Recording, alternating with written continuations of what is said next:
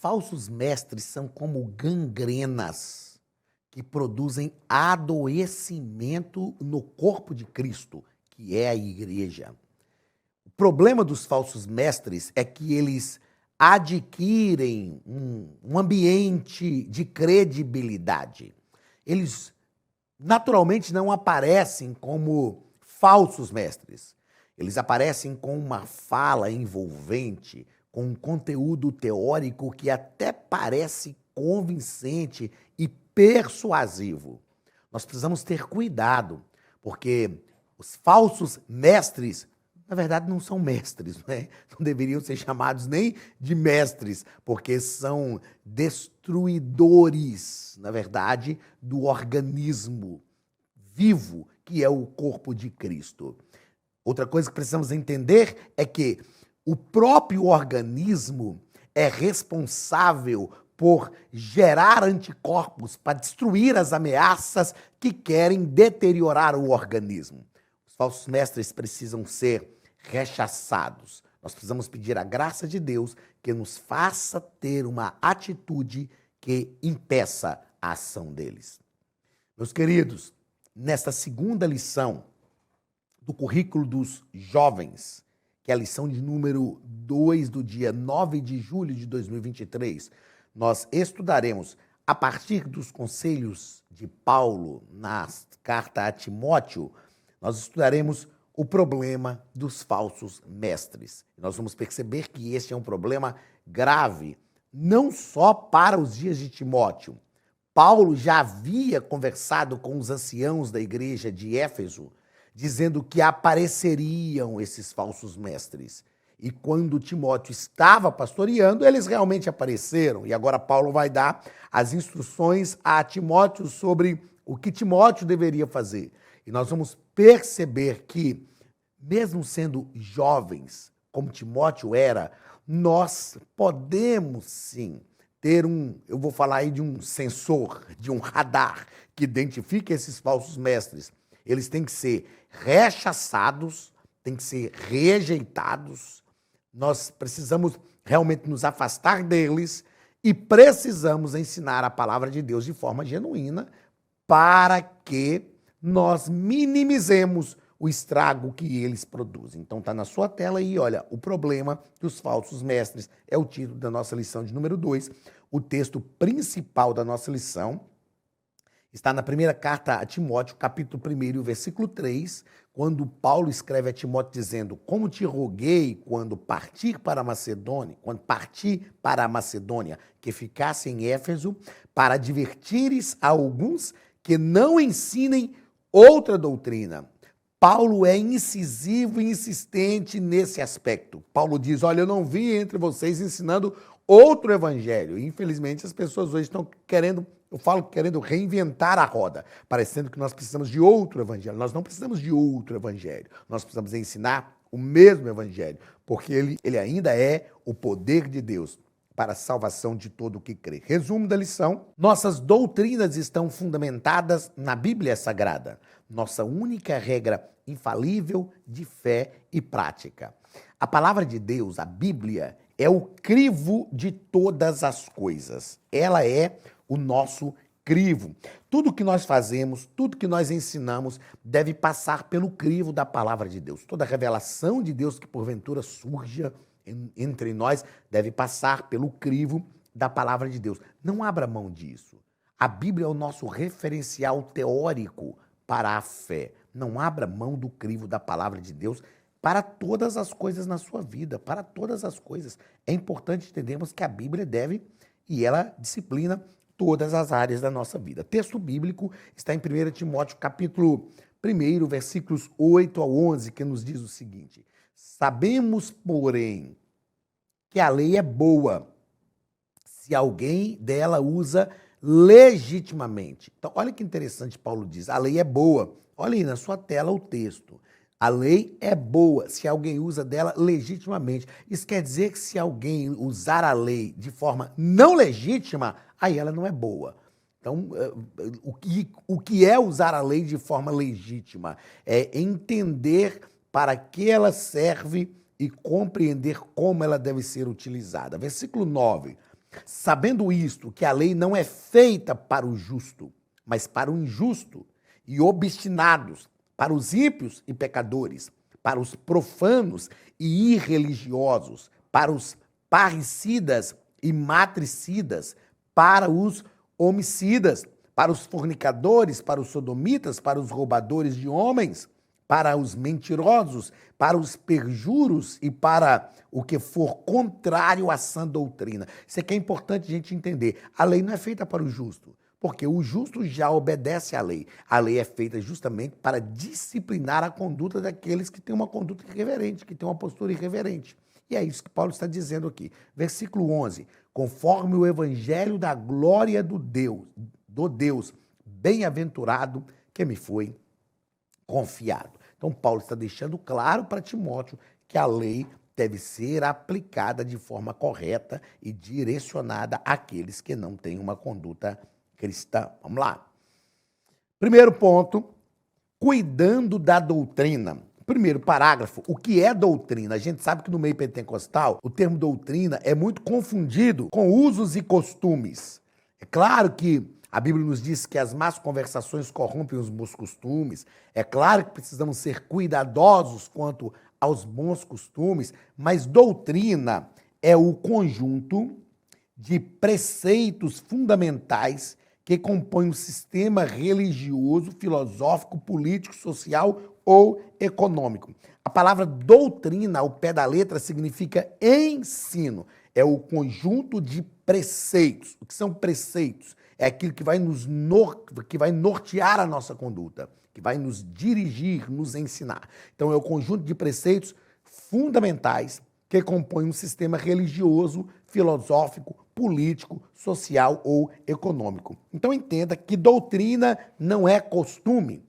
Os costumes mudam, a doutrina não. Doutrina é um ensino genuíno. No nosso caso, como o conjunto de preceitos fundamentais que compõem um sistema religioso, as nossas doutrinas estão alicerçadas na palavra de Deus.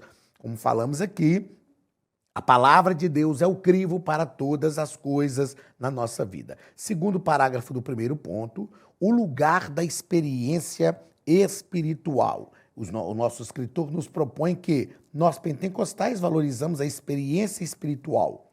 Nós, pentecostais, valorizamos a experiência espiritual. É claro que nós não estamos falando aqui de empirismo, porque no empirismo, a experiência pessoal é que dita as normas daquilo que será o conjunto doutrinário. Não é o nosso caso.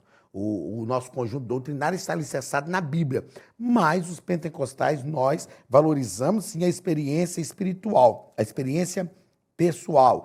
Ela nos auxilia na compreensão do que está registrado nas Escrituras, à medida que experimentamos o mesmo que viveram os personagens do texto sagrado, como de Atos dos Apóstolos, por exemplo. Como de Atos dos Apóstolos, por exemplo. Quando nós lemos a Bíblia, quando nós lemos a palavra de Deus com uma experiência pentecostal, nós olhamos para o que aquelas pessoas que estão descritas no texto bíblico viveram e procuramos entender o que elas viveram ali, a experiência que elas entenderam. E aí, hermeneuticamente falando, eu sempre defendo a hermenêutica bíblica, hermeneuticamente falando, nós precisamos procurar compreender o texto dentro do terreno do texto, porque só assim nós vamos ter condições de entender qual foi a experiência que eles viveram e saber que essa experiência deles se aplica a nós e é a base da nossa experiência.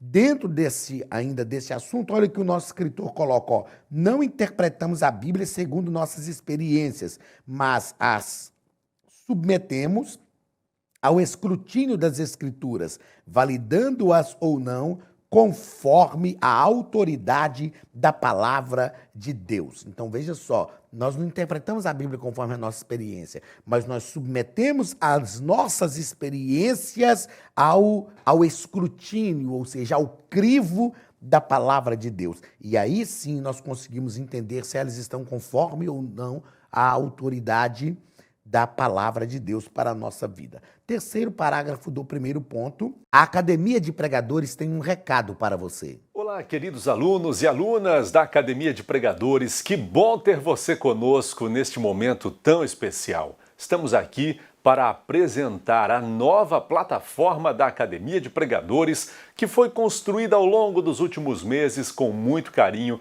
um grande investimento, para levar até você não somente um conteúdo de excelência, mas também tecnologia de ponta.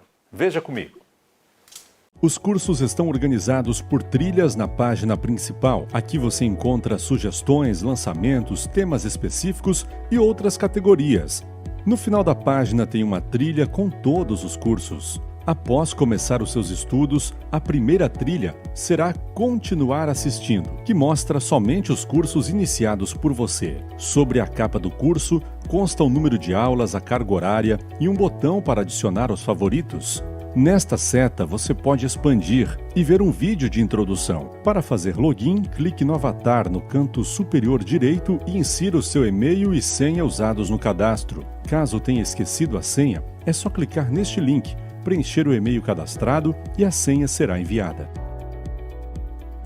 No canto superior esquerdo fica o novo menu do portal. Ao abrir um curso pela primeira vez, você vê as informações do curso e do professor. E na lateral, ou logo abaixo se for no celular, está a lista de módulos e aulas.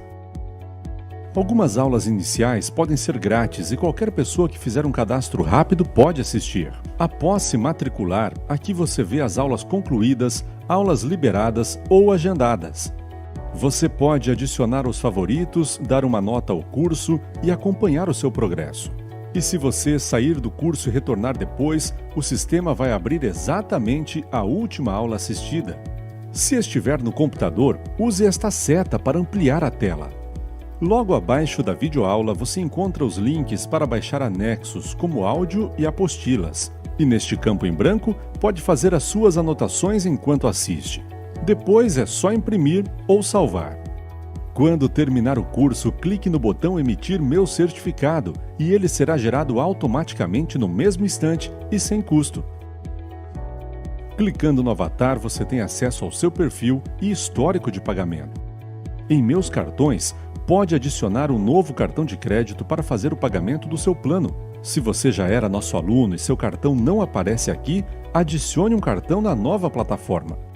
Então aproveite as novidades e clique em Assine Agora. Escolha um dos planos, venha para a Academia de Pregadores, a maior escola bíblica online do Brasil.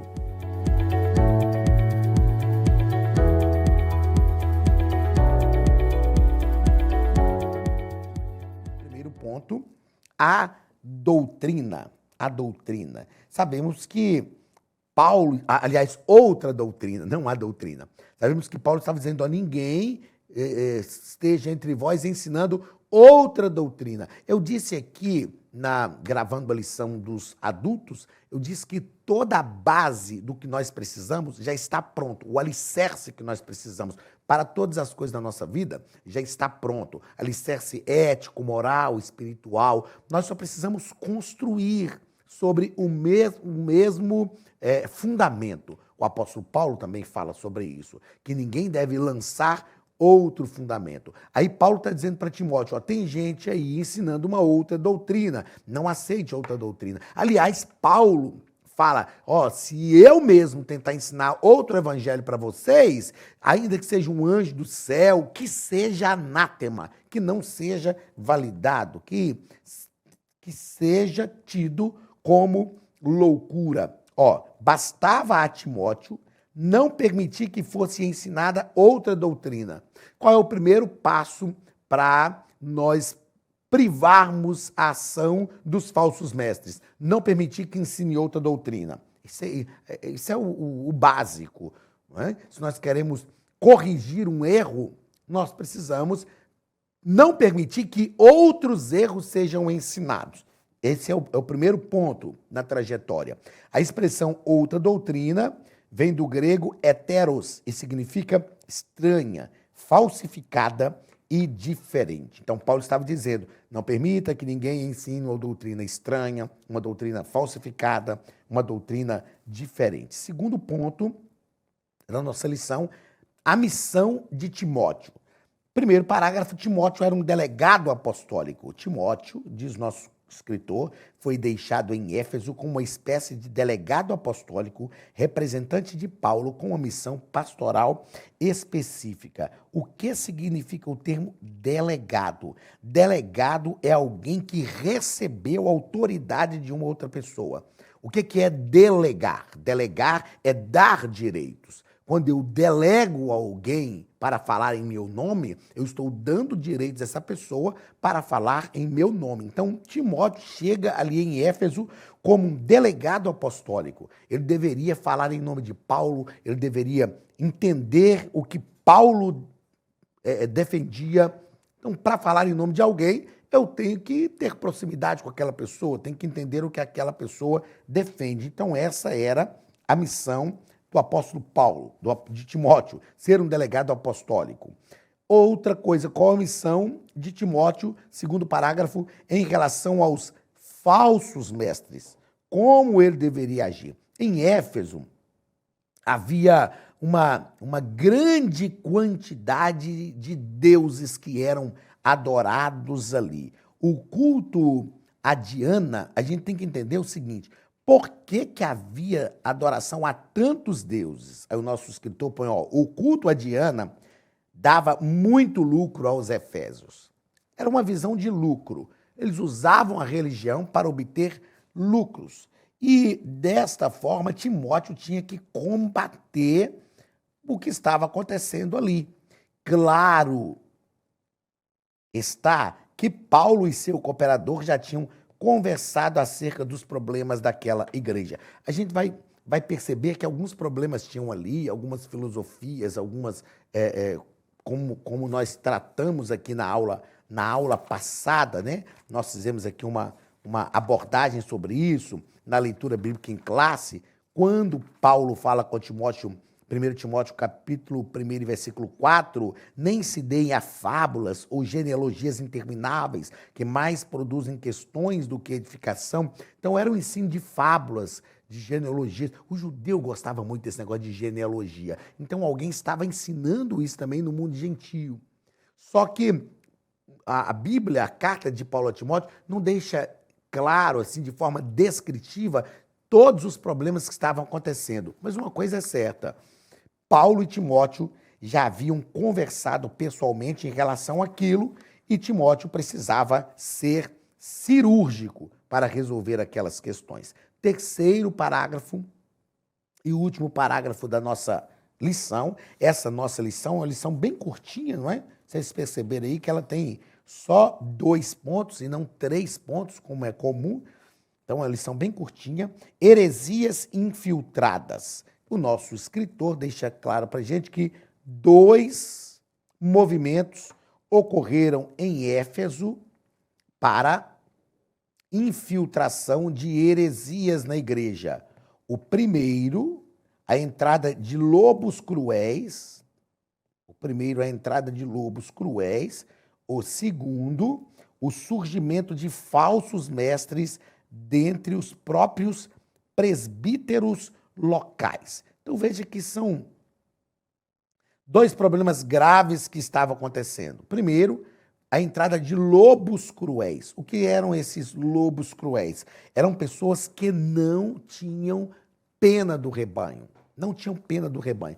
Nós precisamos ter cuidado, gente, principalmente os jovens, porque lobos cruéis, eles chegam, são disfarçados de ovelhas, mas eles não têm pena do rebanho. E quantos jovens hoje que eu vejo, eu tenho filhos jovens, adolescentes também, vejo seguindo algumas pessoas que têm uma aparência de piedade, parece que é uma bênção, mas na verdade são lobos cruéis. Eles não têm pena do rebanho. Eles entram, ensinam doutrinas falsas, outro evangelho que é pregado e ensinado, arrastam pessoas para a destruição sem pena, sem dó.